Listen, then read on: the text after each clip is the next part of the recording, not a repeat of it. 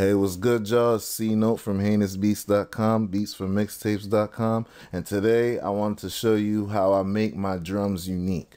Okay, so the first thing I'm gonna start with is just breaking down the drum pattern. I have a pre-made drum pattern that I just made, and I just want to go through the process and give you the mindset behind this drum pattern, and then I'm gonna just show you a couple little tricks and things to take the drum pattern a step further and just make it a little more unique and not so repetitive and something that the listener is not expecting to hear.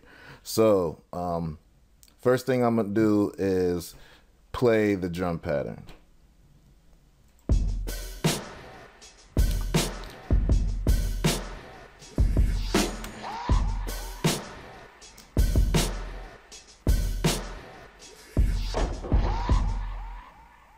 Okay, so you could get a little idea what's going on. Now I'm gonna break down what I did to make this drum pattern. I'm gonna try to keep this quick and real informative for y'all. Okay, so first thing that I did is I grabbed these snares and I grabbed these claps. Okay, so I'm gonna just take all this other stuff out and we'll just backtrack. Okay, what I did now.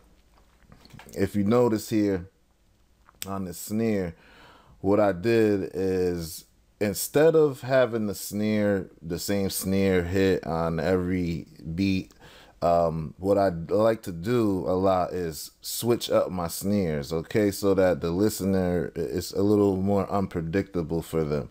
So like on the fourth beat right here, I have a whole nother snare, and then on this last one I put a whole nother different clap. Okay, so I'm gonna just play that by itself so you can just hear how that sounds, and then we're just gonna build up the drum pattern.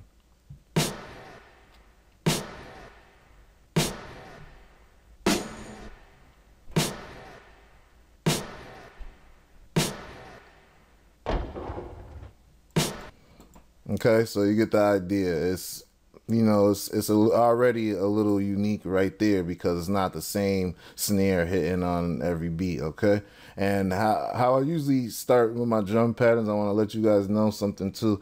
You see me just doing the drum pattern without the actual melody. That's because a lot of times I like to get a big, you know, heavy sounding, hard hitting drum pattern first, and then I'll put it with the melody in the song, and I'll build it up more or take away or, you know, make adjustments as I listen to the actual melody in the song. Listen to the drums in the song is what I mean.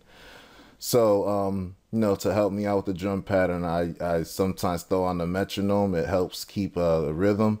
And I just wanted to show you guys a little trick too. A lot of you guys might not notice, if you actually right click, you could change it from a tick to a beep, or you can change it to a hi-hat, which I prefer because it just sounds more musical and it's less annoying. You know, to hear a hi-hat, it's just less annoying, really. So from there, I threw in this like little brush hi-hat because normally what I like to do is not be normal when I do my beats. Okay, what I mean by that is, say sometimes I might start with some percussion. Okay, maybe the next time I do a beat, I might just start with the melody, you know, or I might just start with a kick. Okay, you want to try to switch up the way you approach a beat, and that way your creative juices will flow more because you're just doing it different. You're out of your comfort zone maybe, or you're just looking at the instrumental from a different view, a different angle. So let's continue on. Right here, I just threw some open hats in here.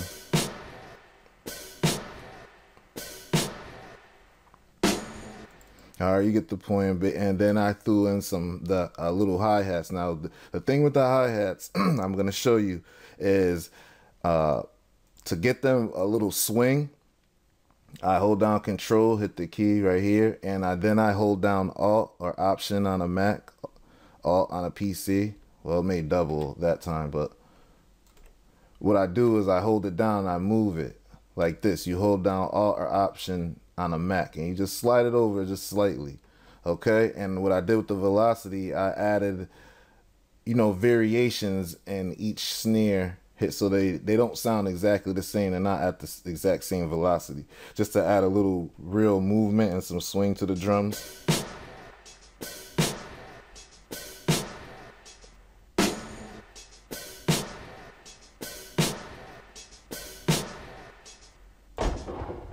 Okay, so after that, I threw in the kick. Now, this kick pattern is a little irregular, but I wanted it that way so it's not so predictable and just, boring. So this is with the kick added in here. And I'm just going to go in and show you how I might add. So I'm going to add some variations to the kick velocity.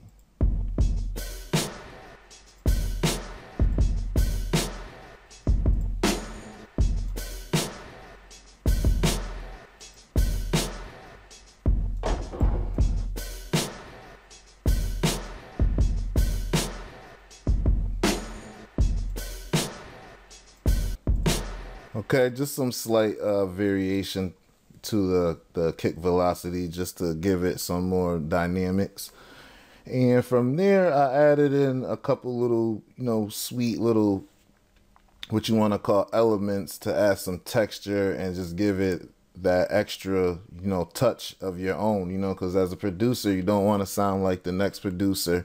You might want to model and take elements from popular trending songs or beats, but you always want to try to turn them into something of your own, to create your own sound.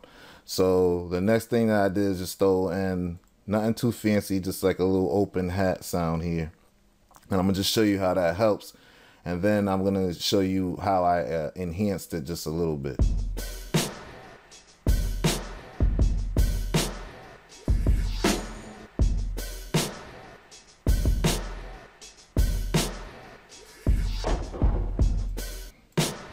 Okay, right there is a little open hat. Now what I did with this open hat was I actually truncated. So I went into the instruments tab and I pulled all these knobs to the left and the hold all the way to the right and the other ones all the way to the left, and that truncates it. Okay, then I went in here and to the time, right clicked and hit none so that it knows that so it'll adjust accordingly. So all I did once I truncated it was went in and stopped it right where that 4 beat and the 8 beat hit. So it added that little it led right into that snare like that, add that little effect to it. So to help to enhance that a little bit though, I brung it to the mixer and I added the Pancake 2 effect, which is free. I talked about this in previous videos, and instead of having it hit on the 2 bar, which is on default, it's on this default 8/4 2 bars, I did a 4/4 1 bar. So you'll see when I play it, and if you have headphones on, you can actually hear it. It's gonna move to the right a little bit slightly.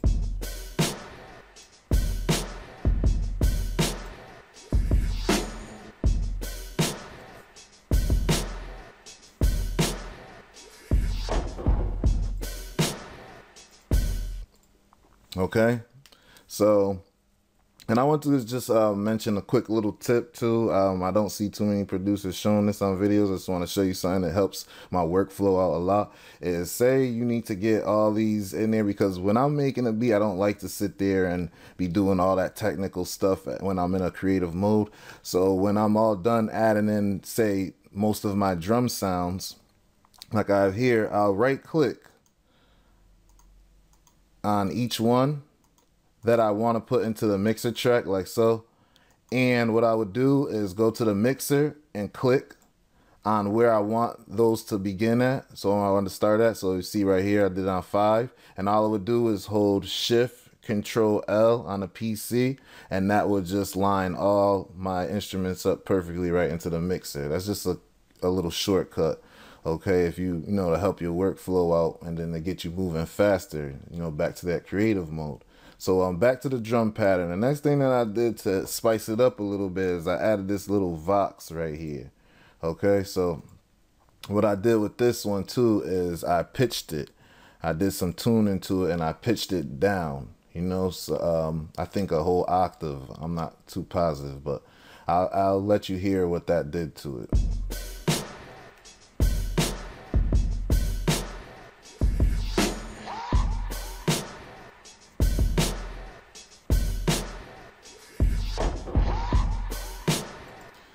Okay, so I pitched it down to add that little aggression to it. You know, I like the way that sound.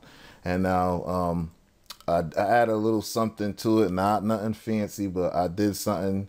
I added a delay effect to this, the Fab Filter Timeless effect, and I just left it on a default setting just to add a little delay, and then I panned it to the left. Okay, because if you remember, this little open hat is panning to the right, so I wanted to give us an impression of, you know, it's just the drum pattern is opening up slightly a little bit right there, you know what I mean? And that's just a way to get your drum pattern not to be so you know, boring and predictable too. Use your panning, okay? Because a lot of times people not expecting, you know, to hear a snare over in the left speaker or the right speaker, so it just helps add, you know, a little more groove and just some, you know, something special to the drum pattern. So let's just play it in song mode and let's just hear how everything came together, and I'll see if I could find something else I could show you guys to, you know, enhance this drum pattern a little bit even more, make it a little more unique.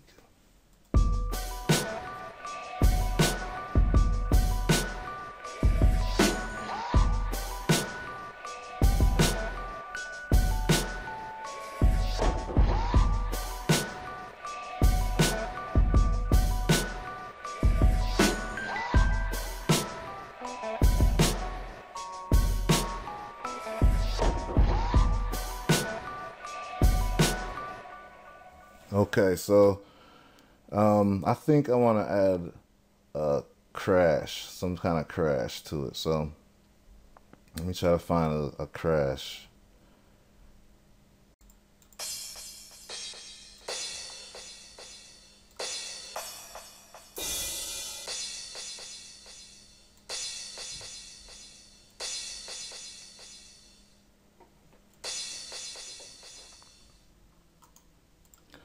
Okay, I like this crash right here, but what I'm gonna do is take off that excess. See, it's doing that. I might leave it, I don't know. Let me try to hear it, see how it sounds.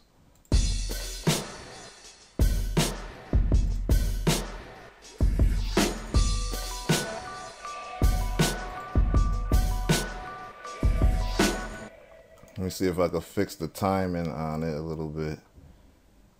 And I might have to truncate it to do that, but let's see if that helps.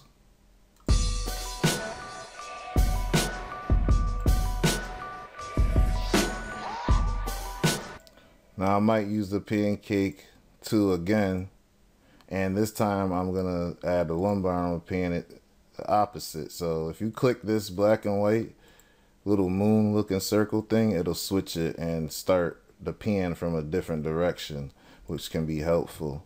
So I'm gonna just change that to 1 bar and see how that sounds.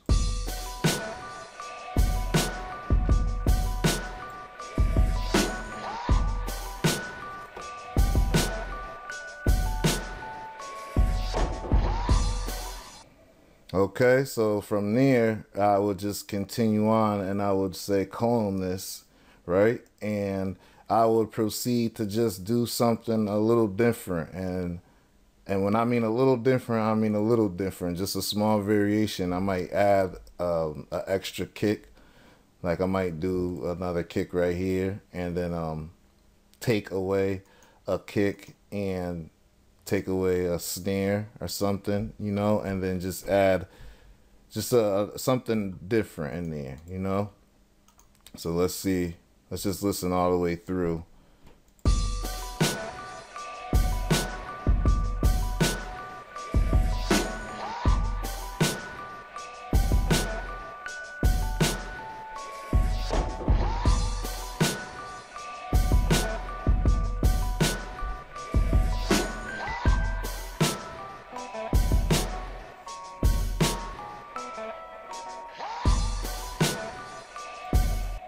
Okay, so I mean, you could leave it like that, and then in another pattern, like what I would do, another pattern, I would add some sort of snare roll. Okay, so those are just a couple little tips on how to make a unique drum pattern in FL Studio. I hope you guys learned a couple things in this video. I could possibly make a part 2 and show you how I would take this drum pattern even further and add my special little touches to it. Just leave it in the comments if you want to see more videos like this. This is your boy C Note from HeinousBeats.com, beatsformixtapes.com. Salute.